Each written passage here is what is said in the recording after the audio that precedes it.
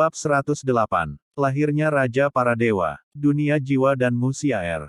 Long Yuan membenarkan perkataan Mo Shen, menyadarkan Bai An lebih penting kali ini, karena ia melihat sekelilingnya kini secara perlahan mulai hancur.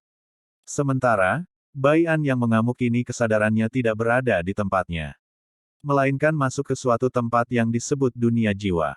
Di dalam dunia jiwa, kini Bai An sedang bingung, tempat apa ini?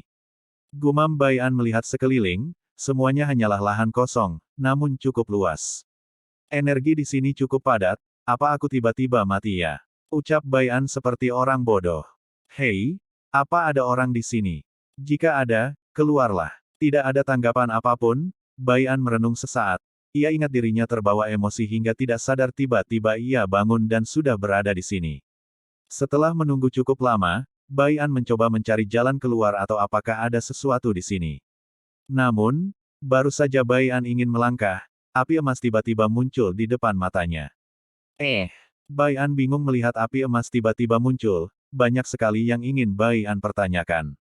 Tapi api emas tiba-tiba bicara terlebih dahulu. Aku yakin kau pasti bertanya mengapa kau tiba-tiba berada di sini. Suara api emas terdengar lembut seperti suara seorang wanita. Bai An cukup terkejut mendengar suara api emas, namun ia mengesampingkan itu, lalu Bai An langsung mengangguk. Tepuk tanganlah 2 kali dan bayangkan suatu tempat yang indah, tapi dengan mata terpejam. Tanpa bertanya, Bai An mengikuti instruksi api emas, yang mengerjainya menyuruh bertepuk tangan. Prook, prook. Lalu Bai An membayangkan, tempat yang pernah ia kunjungi saat ia bersama Mo Shen. Bukalah matamu, perintah api emas.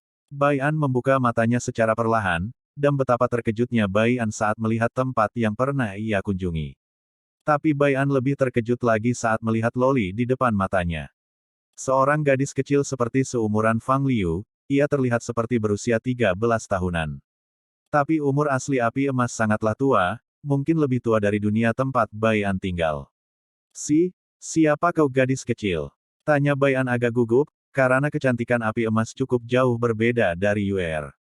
Hal itu membuat jantung Bai An berdegup kencang. Gadis kecil itu mengerut saat dipanggil gadis kecil, ia melihat dirinya kemudian kembali melihat Bai An. Kau bilang aku gadis kecil, coba kau ngaca lebih dulu anak ingusan. Umurku jutaan kali lebih tua darimu. Teriakan gadis kecil itu cukup melengking dan membuat sakit telinga Bai An, namun bukannya terlihat kesakitan atau risih oleh teriakan tersebut Bai An justru tertawa.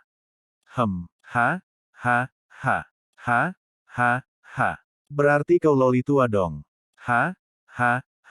Bai An yang tidak tahan tadi saat menutup mulutnya, akhirnya tertawa lepas, dan menyebut api emas Loli tua. Muka gadis tersebut langsung memerah. Blues. Aura ganas keluar dari tubuh gadis kecil tersebut bercampur api emas langsung menyelimuti tubuhnya. Bai An langsung berlutut, saat merasakan aura yang sangat menindas dirinya. Ini jauh lebih kuat dari ayah dan paman Shen Bai, seru Bai An kaget. Hentikan, aku bisa mati nona cantik. Bai An tidak dapat menahan tekanan dari api emas dan hampir pingsan. Namun, aura energi berwarna biru tiba-tiba membuat hangat Bai An dan tidak merasakan tekanan apapun. Jangan ikut campur. Suara api emas terdengar dingin, energi berwarna biru tersebut langsung menghilang seperti ditelan oleh sesuatu. Bai An yang kembali merasakan tekanan berat, ia kembali terluka lagi. Panas, teriak Bai An. Darah terus keluar dari mulut Bai An, wajahnya terlihat sangat jelek, saat terus-menerus memohon kepada api emas.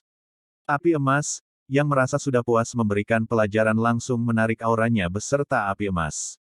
Kini kondisi Bai An sangatlah menyedihkan, ia terluka sangat parah. Namun tidak terlihat penyesalan di wajah api emas. Sembuhkan dia. Setelah api emas mengatakan itu, energi biru tiba-tiba muncul dan menyembuhkan Bai An hingga pulih seperti sedia kala. Tak menunggu lama, Bai An perlahan membuka matanya. Setelah membuka matanya, Bai An kemudian melihat sekelilingnya. Tak menemukan siapa-siapa, Bai An kemudian melihat dirinya. Aku sudah sembuh, ujar Bai An. Tentu saja, kau sudah sembuh anak ingusan. Api emas muncul secara tiba-tiba dan membalas ucapan Bai An. Tubuh Bai An tiba-tiba bergidik ngeri saat mendengar suara yang tidak ingin ia dengar, kini ia telah kapok memprovokasi api emas seperti tadi. Siapa kau sebenarnya? Tanya Bayan memberanikan dirinya bertanya, ia tidak merasa keberatan saat dipanggil anak ingusan. Tiba-tiba saja api emas berubah menjadi api emas, hal itu membuat Bayan terkejut, ia membuka tutup mulutnya seperti orang idiot. Api emas terkekeh melihat respon Bayan, namun wajahnya tiba-tiba menjadi serius kembali. Bayan yang kaget dan melihat api emas berubah menjadi gadis kecil dan terkekeh saat melihat dirinya yang terkejut tidak merasa keberatan, tapi ia melihat wajah gadis kecil tersebut tiba-tiba serius, ia juga mengubah wajahnya ikut serius. Fof. Api emas tertawa karena merasa berhasil mengerjai Bayan. Bayan kini mulai kesal melihat tingkah gadis kecil ini. Hei, bisakah kau lebih serius nona cantik, ujar Bayan menekan kata nona cantik. Oh, api emas bertepuk tangan dan tempat mereka berdiri langsung berubah menjadi lebih indah seperti taman surga. Bayan langsung terpana saat melihat pemandangan sekelilingnya. Cukup, nanti saja terpananya, kau tahu aku sekarang siapa bukan? Bayan langsung mengalihkan pandangan ke arah api emas dan mengangguk. Kau adalah api emas, jawab Bayan. Api emas mengangguk, mulai sekarang kau panggil aku Musiaer. Bayan mengangguk, dan bertanya. Tempat apa ini? Kenapa aku bisa berada di sini? Tanpa menjawab pertanyaan Bayan, Musiaer yang terhubung dengan Bayan langsung memberikan pengetahuan sekitar 15% yang pernah ia janjikan pada dirinya sendiri saat Bayan mencapai Supreme Being. Bayan yang tiba-tiba mendapat banyak sekali pengetahuan langsung duduk untuk menyerap dan mencerna semua pengetahuan yang masuk ke dalam pikirannya. Cukup lama Bayan mencerna pengetahuan tersebut, hingga ia membuka matanya dan bergumam, ternyata ini adalah dunia jiwa. Tapi mengapa aku bisa masuk ke dunia jiwa? Bukankah yang bisa membuka dunia jiwanya sendiri harus menghadapi petir kesengsaraan kedua terlebih dulu? Itu pun sangat jarang orang bisa membukanya, kecuali orang tersebut mempunyai jiwa yang sangat kuat untuk menghancurkan penghalangnya. Dan itu sangat jarang terjadi, kecuali para jenius atau para penguasana. Bayan langsung bergumam pada dirinya sendiri, ia kini juga tahu apa tingkatan selanjutnya. Itu karena aku yang membuka paksa dan membawa dirimu ke sini, karena lawan yang kau hadapi saat ini adalah setengah dewa, ujar Musiaer. Bayan terkejut luar biasa, mendengar setengah dewa sudah membuat jantungnya hampir meledak. Bersambung.